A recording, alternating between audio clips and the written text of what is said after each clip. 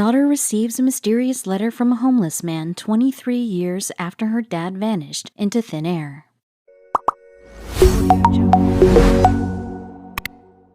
Most of our lives revolve around the people we love the most.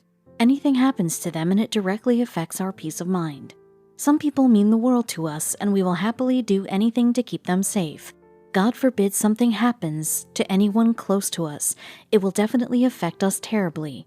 The worst moments are when people are left behind without any sort of closure, and one such incident destroyed the life of a perfect family. The Nagy family lived a happy life for many years, like an ordinary family. They had no idea how short-lived their happiness was going to be. Two people of German origin met, became friends, fell in love, got married, and had a baby named Gabriel. All of this happened during the post-Second World War era. People who witnessed even the slightest of events that took place during those dark years lost a part of their mental peace to it. The world was different after the war, and a large number of people around the world were deeply affected by it. The war was over, but it left long-lasting effects on the people. This couple was also suffering from negative emotions of war. While everyone was trying hard to look ahead in life, it seemed impossible for this couple to forget about all that they have witnessed during the war and live a simple life. They would have still adjusted if it was just about the two of them, but they couldn't ask their little one to settle for less. No matter how hard this couple tried, as long as they were in Germany, the war memories wouldn't go away. Also, their country had very limited options to offer, and the couple knew they have to relocate in order to give their newborn a normal environment to grow. For the sake of their newborn, the couple started to look out for better options to live a regular life. After learning about many countries, the couple eventually agreed on moving to Australia and try their fortune in the farthest possible option from their native country. Soon after the decision was made, they completed all the formalities and were all set to restart their life on the smallest continent of our world. So, when Gabriel was a very young boy, his parents settled in Sydney in New South Wales, Australia. Unfortunately, the emotional wounds of the war were so severe that they never succeeded in giving Gabriel the ideal type of childhood he deserved. The boy had many issues during his childhood, both in his neighborhood and his school. Although Gabriel felt like Australia was his native country, he was teased by other kids of the same age group for being an outsider who took shelter in their country. As time passed, all those bullying faded away, but Gabriel never forgot those experiences. Far from their homeland, Gabriel's parents were working hard to earn a stable living in the new country. His father used to visit them once in every couple of months, as he was usually posted for work on the outstations. Meanwhile, his mother was working part-time at two places every day, even on weekends. As both of his parents were busy earning, Gabriel was often left at the daycares or with a babysitter. Without any other sibling to share his feelings, Gabriel felt neglected throughout his childhood. Life as a child was tough for him, yet he grew up to be a wise and sensible man. After graduating from an Australian university, Gabriel always had the choice to move back to Germany, his homeland. However, he chose to stay in Australia as this country started to feel like home. He didn't want to spend a life struggling to settle like his parents. Gabriel was confused about his future prospects when he met a woman named Pamela. She was the one who made him bury all his childhood grudges and look past it. Her glowing smile made it all easier for Gabriel, and her wise suggestions showed him the right direction. Gabriel finally made up his mind to study further and become an accountant. During the late 1970s, Pamela and Gabriel decided to get married. Gabriel started to work as a shop fitter and continued his studies at the same time. No matter how much he loved his newlywed wife, he quickly understood that he got into marriage at a very young age. At times, he got this feeling like marriage was a huge mistake for them. He continued with marriage life calmly though. Pamela and Gabriel soon became the parents of two kids, Stephen and Jennifer. It was with the birth of their kids that the Nagy family felt complete and peaceful. Yes, they too had their ups and downs, which they learned to handle easily now. Gabriel was hopeful about his family's future, but least aware of the actual incident that was about to change the Nagy family's life completely. In January 1987, Gabriel was living in his newly bought house in Sydney with his wife Pamela and his two children Stephen and Jennifer, who were now 11 and 9 years old. Gabriel was just a few months away from being qualified to apply for the designation of an accountant. He was working extremely hard with his hopes high. On January 21, 1987, Gabriel left from home for his work, and as usual, he called his wife around lunch hours that he will be joining her for lunch once he finishes errands on the way back to home. Gabriel was attending evening classes for accountancy, which meant he reached home late on a daily basis. Still, the good family man made sure to have at least one meal of the day with his wife and kids. Pamela set the table, but Gabriel didn't return home by the time of lunch. The kids had lunch, but Pamela waited for her husband to return. Hours passed by, but he never made it to home, and this was very unlikely of Gabriel. She waited the entire day for his call, but there was no clue of Gabriel. In the state of anxiety, Pamela called in Gabriel's office, his evening classes, all of his friends and family members, where he could have been. She didn't find any whereabouts of him. At last, the distressed mother of two called 911. When neighbors saw the cops arriving at the Nagy's house, they too went to investigate what the matter was. Gabriel's absence and Pamela's heartbreaking condition moved Stephen and Jennifer. The two kids were trying to console their mother, who was unable to get a hold of the situation. Gabriel's disappearance was just the beginning of the Nagy family's endless struggle. It was very soon after that everyone started rallying around and started putting out the big alarm bells. Remembered Jennifer of the search operations, which were initiated by their neighbors, friends, and family. For 2 weeks, there was no clue in the case, and then the cops found Nagy's car. Initially, Pamela was in a state of shock when the cops informed her of the recent discovery they made related to the case. She couldn't hold back her tears while the investigators went on explaining the disastrous condition in which they found Gabriel's car. She didn't know what to expect out of it. So far, Gabriel was worried and confused, but listening to the cops, she could feel her family breaking apart and her life shattering.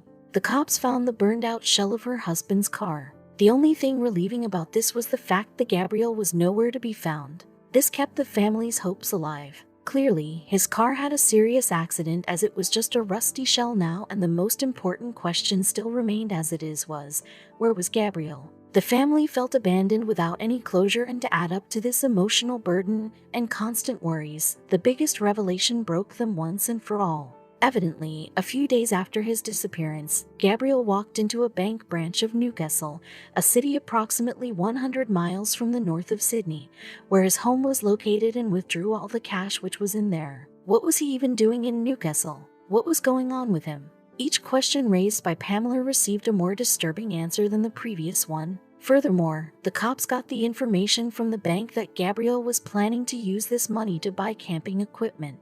Now, this part of the story broke Pamela completely. She wasn't getting any of this, it just wasn't making sense to her, and she was at the verge of a breakdown. Back then, Pamela recently bought a house with her husband, and they were still to pay more than half of its loan installments. Her husband's car crashing, he himself disappearing, and then withdrawing their savings just like that didn't look like the actions of the man she fell in love with. Was Gabriel always living a dual life? Or was he in need of help? Was someone else using his name? Or was he even alive? These questions remained unanswered.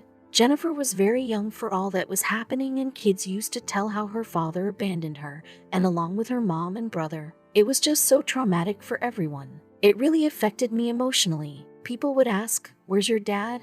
It was too much, too painful, remembered Jennifer. He'd never been away from home without telling anyone. Jennifer recalled her father's behavior. She further added, nobody had any answers to explain the sudden disappearance of a dad who was a loving, caring father. I thought he was my world, and all of a sudden it's taken away from me. Tired of all the taunts and questions, Pamela, Stephen, and Jennifer moved to the Sunshine Coast, Queensland, approximately 500 miles from Sydney. They left the house but never lost the hopes of Gabriel's return. They kept their details updated in case he changed his mind and wants to return. Gabriel went missing 23 years ago, and the cold case investigators trying to get to the bottom of this weird case failed each time. Senior Constable Georgia Robinson was in charge of submitting the documents during the hearing at the coroner's court so that the authorities could legally declare him deceased. When Georgia tried to make one final attempt to track down Gabriel before submitting the documents, she found out a strange piece of information just a couple of weeks before the hearing.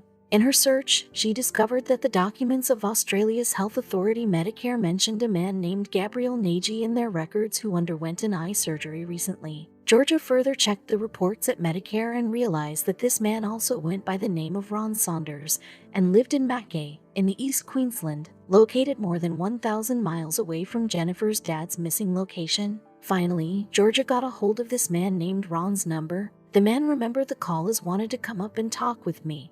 Ron couldn't answer Georgia's questions. He was confused and baffled by all that Georgia was trying to know from him. Understanding the critical situation, Georgia requested the man to meet her in person. When Georgia contacted Ron, he was working at the Mackay's River of Life Church. He explained to the senior constable that he was living on the street from as long as he could remember. There was something in the back of my head there that I must have done something wrong to have been living the way I was, he remembered. The man was scared to meet her, afraid of the fact that he might get caught for a crime he couldn't even remember committing. Yet Georgia somehow convinced the curious man. The first thing she said when she arrived was, "You haven't killed anybody. You're not wanted by police. You're a missing person, and that's not a crime," Ron recalled. So, was the search for Gabriel over? Was Gabriel Nagy living under the name of Ron? If yes, then why? "She asked me a lot of questions and started showing me photographs," recalled Ron. "And these photos proved to be of great help. It was like a cartoon where flashbulbs go off on top of people's heads.